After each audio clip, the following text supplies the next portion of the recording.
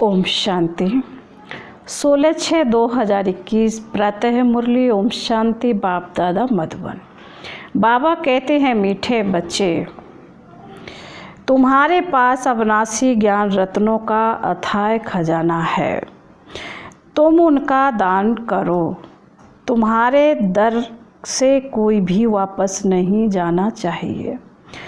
प्रश्न है, सर्व संबंधों की सैक्रीन बाप अपने बच्चों को कौन सी श्रीमत देते हैं? बाबा का उत्तर है, मीठे बच्चे, अपना बुद्धि योग सब तरफ से हटाए एक मुझे याद करो।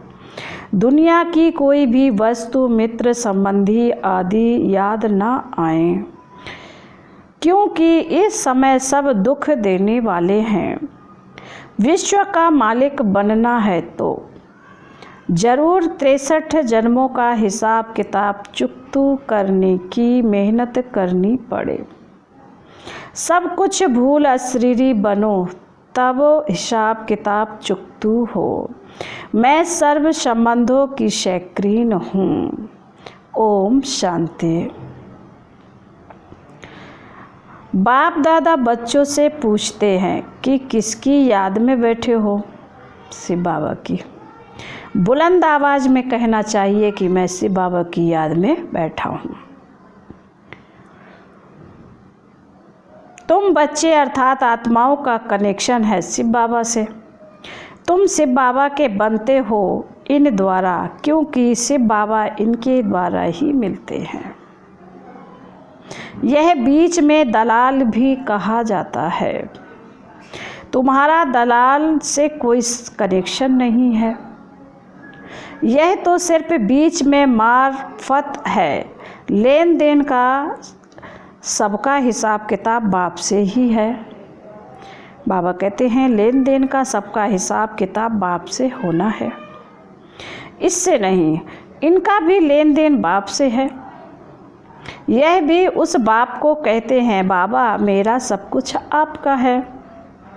तुम्हें भी एक तो निश्चय है कि हम आत्मा हैं, और दूसरा यह भी निश्चय है कि हम आत्माएं अभी परमपिता परमात्मा से वर्षा ले रहे हैं।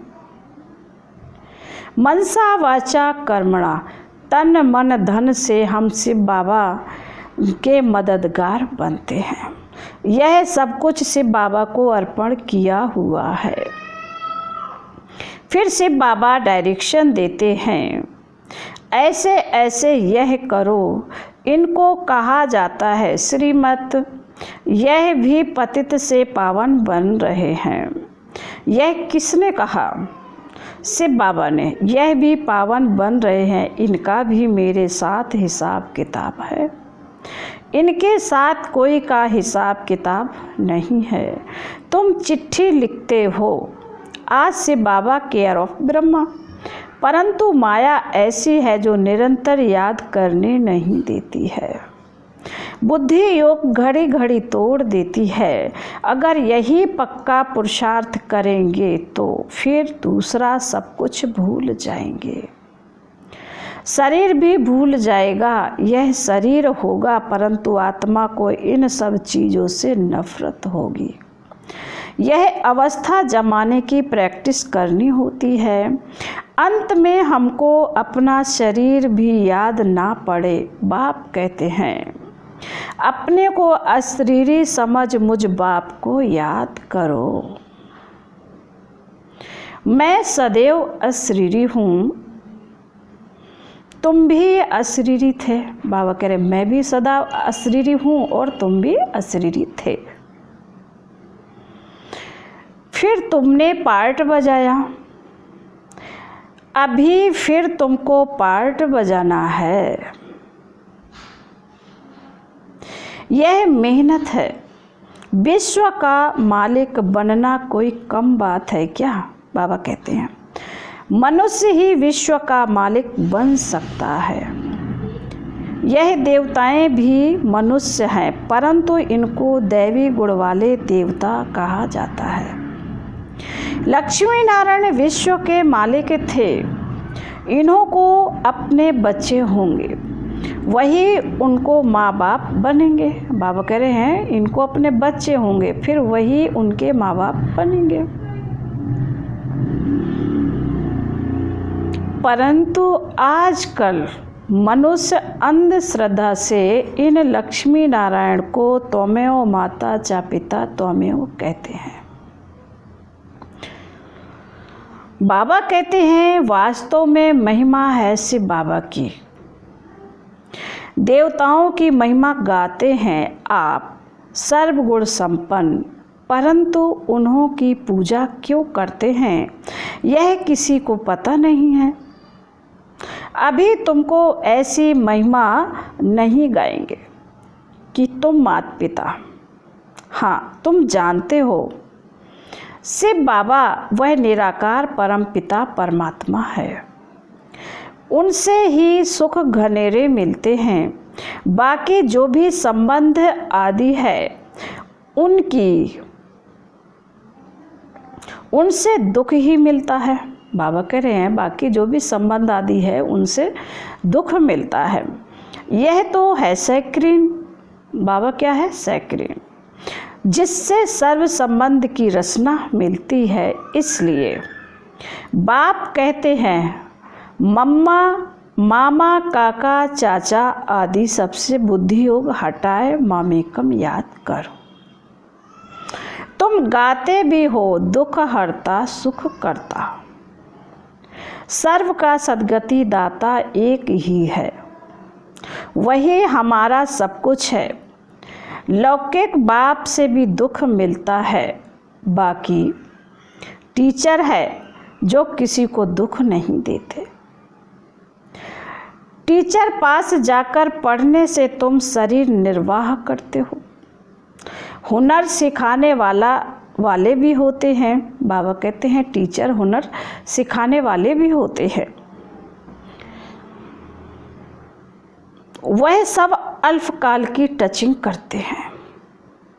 भक्ति में भी महिमा एक राम अथवा परम पिता परमात्मा की ही करते हैं, उनको ही याद करते हैं। वास्तव में भक्ति भी एक की ही करनी है, वह एक ही तुमको पूज्य बनाते हैं। तुम पहले पहले शिव बाबा की पूजा करते हो, उनको सतो प्रधान भक्ति कहा जाता है। फिर आत्मा भी सतो प्रधान से सतो रजो तमो बनती है। तुम समझते हो हम पुजारी बनते हैं।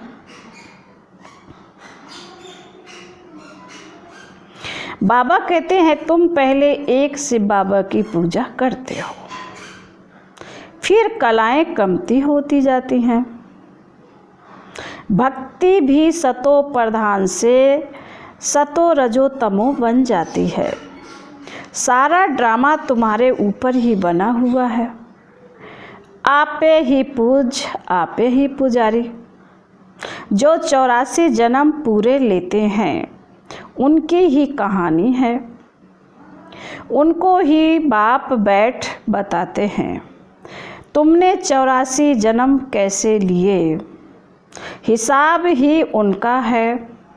जो पहले पहले पूज्य देवी देवता बनते हैं वही पुजारी बनते हैं। बाप कहते हैं मैं कल्प कल्प आकर तुमको पढ़ाता हूँ और देवी देवता धर्म की स्थापना कराता हूँ, राजयोग सिखाता हूँ। गीता में भूल से कृष्ण भगवान वाच लिख दिया है। भगवान तो एक ही होता है। वह तो कहते हैं ठिक्कर भीतर कंकड़ में परमात्मा है, परंतु ऐसे तो हो नहीं सकता। भगवान की तो महिमा अपरम अपार है।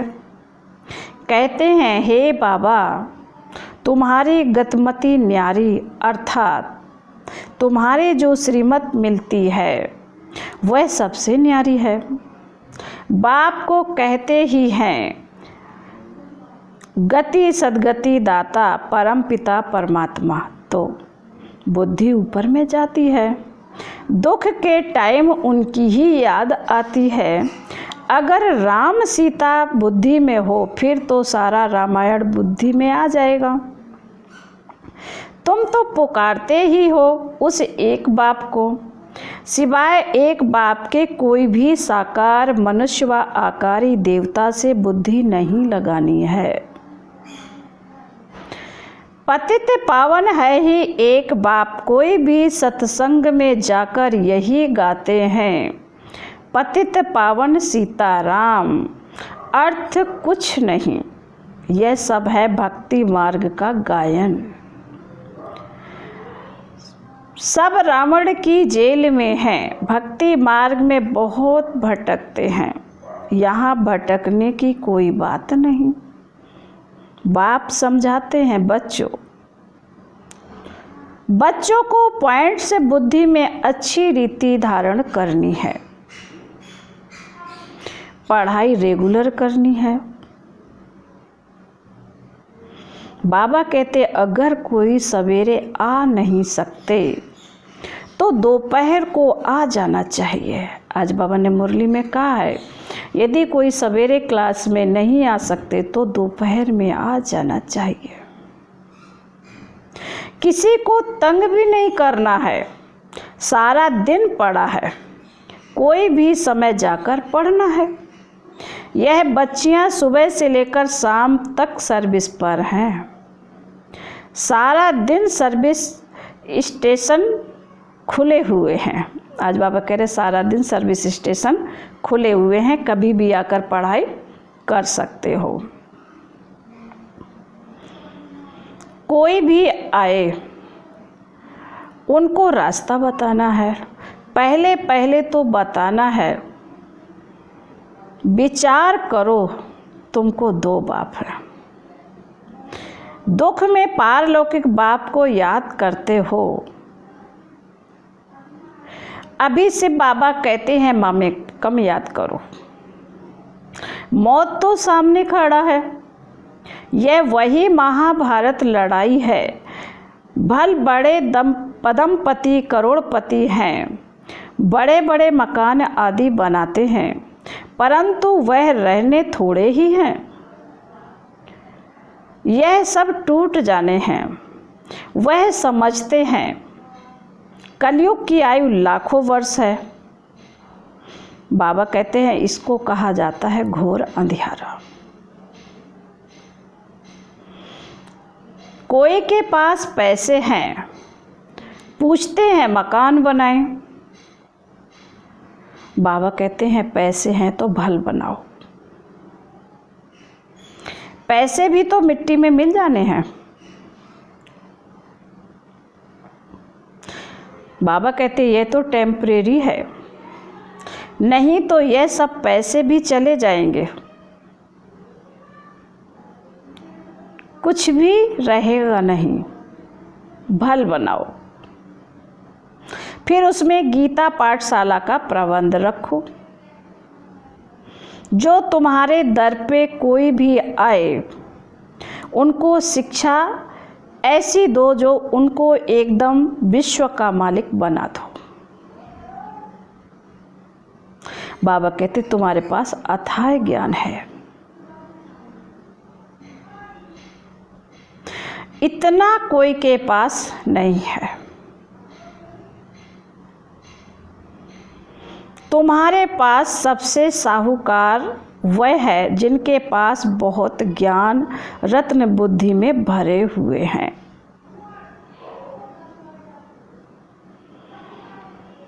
कोई भी आए तो तुम उनकी झोली भर दो। तुम्हारे पास इतना खजाना है, सिर्फ यह बोर्ड लगा दो, आओ तो हम आपको सदा सुखी स्वर्ग का वर्षा पाने का रास्ता बताएं। परंतु बच्चों में वह नशा नहीं रहता। यहाँ नशा चढ़ता है, बाहर जाने से भूल जाता है। शौक होना चाहिए, बाबा कहते शौक होना चाहिए। कोई भी आए उनको रास्ता बताएं जो बेड़ा पार हो जाए। तुम्हारे पास बहुत भारी धन है। कोई भी भिखारी आए व लखपति आए तो तुम उनको भी बहुत रत्न दे सकते हो। बाबा यहाँ नशा चढ़ाता है, फिर सोडा वाटर हो जाता है।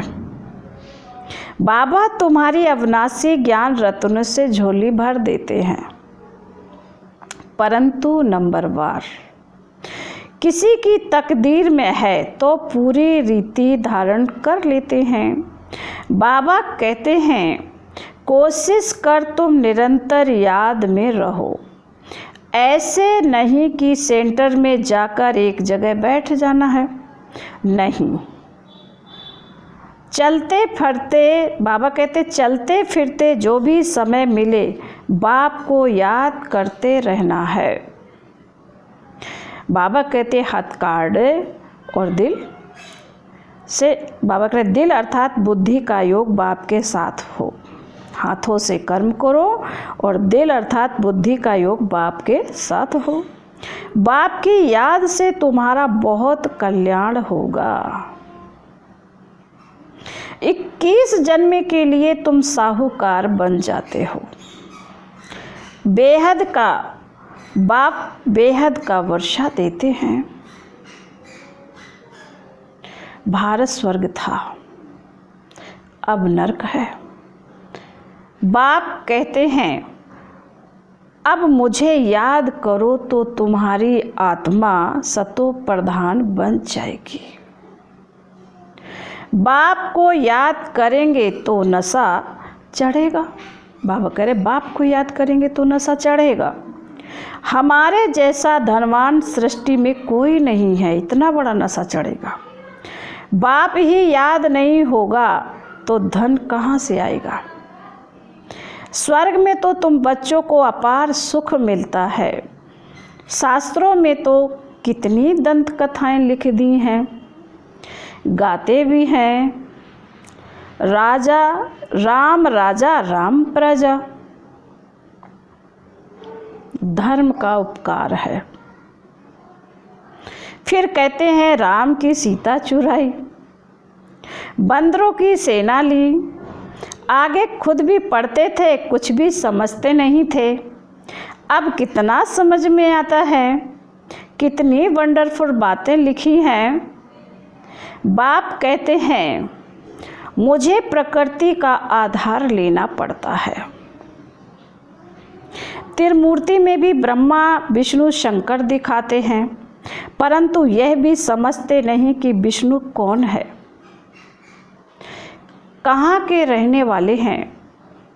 विष्णु के मंदिर को नर नारायण का मंदिर कहते हैं। बाबा कहते विष्णु के मंदिर को नर नारायण का मंदिर कहते हैं, परंतु अर्थ कुछ भी समझते नहीं। विष्णु के यह दो रूप लक्ष्मी नारायण हैं, जो सतयुग में राज्य करते थे।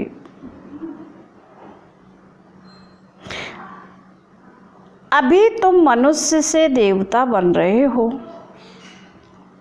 कोई भी आए तो बोलो यह ब्रह्मा कुमार कुमारियां हैं, तो प्रजापिता ब्रह्मा सबका बाप हुआ। बहुत ढेर की, बाबा कहते बहुत ढेर की ढेर प्रजा है।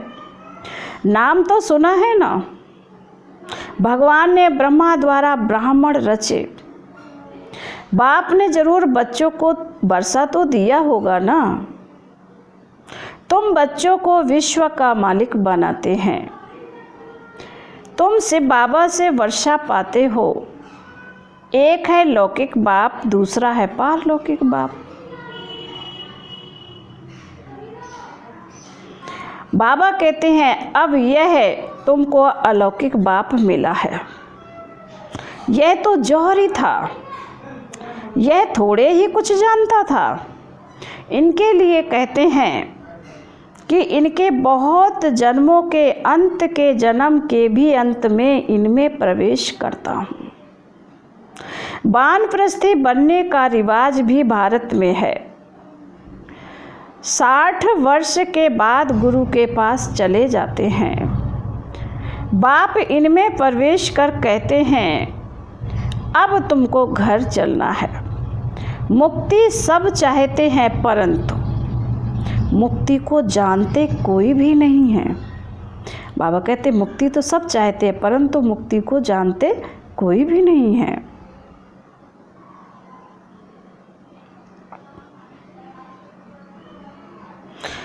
ब्रह्मा में लीन तो कोई हो नहीं सकते, यह तो सृष्टि का चक्र फिरता ही रहता है। बाबा कहते हैं सबको पार्ट बजाना ही है। कहते हैं वर्ल्ड की हिस्ट्री ज्योग्राफी रिपीट हो रही है। यह अनादि ड्रामा बना हुआ है। 84 जन्मों का पार्ट तुमको बजाना ही है।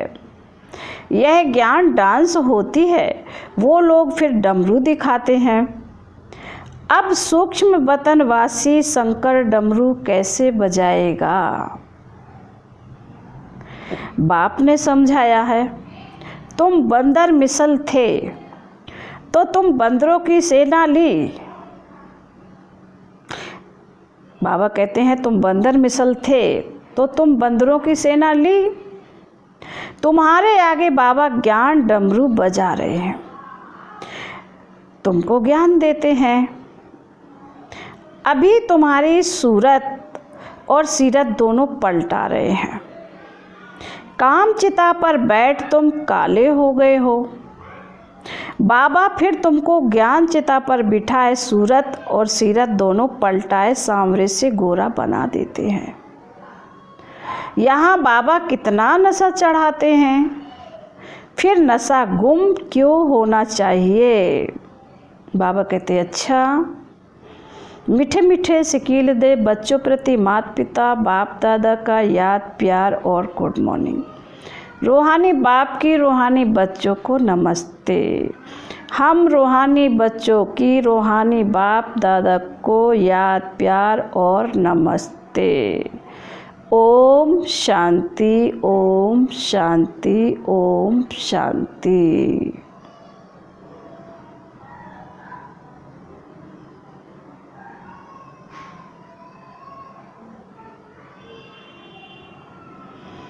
धारणा के लिए मुख्तार बाबा कह रहे हैं, बाप ने जो अथाह ज्ञान का धन दिया है उसे धारण कर स्वयं भी साहूकार बनना है और सबको दान भी करना है। जो भी आए उनकी झोली भर देनी है। बाप की याद से ही कल्याण होना है, इसलिए जितना हो सके चलते फिरते बाप की याद में रहना है। वरदान है, सारे कल्प की नॉलेज को स्मृति में रख। तपस्या करने वाले सच्चे तपस्वी व सेवाधारी भव। वरदान का स्पष्टीकरण है। बाबा कहते हैं, भक्ति मार्ग में दिखाते हैं कि तपस्वी वृक्ष के नीचे बैठकर तपस्या करते हैं। इसका भी रहस्य है। आप बच्चों का निवास इस सृष्टि रूपी कल्प वृक्ष की जड़ में है। वृक्ष के नीचे बैठने से सारे वृक्ष की नॉलेज तुम में स्वतः रहती है। तो सारे वृक्ष की नॉलेज स्मृति में रख साक्षी होकर इस वृक्ष को देखो तो यह नशा दिल खुशी दिलाएगा और इससे बैटरी चार्ज हो जाएगी। फिर सेवा करते भी तपस्या साथ साथ रहेगी। स्लोगन है, तन की बीमारी कोई बड़ी बात नहीं, लेकिन मन कभी बीमार ना हो। ओम शांति।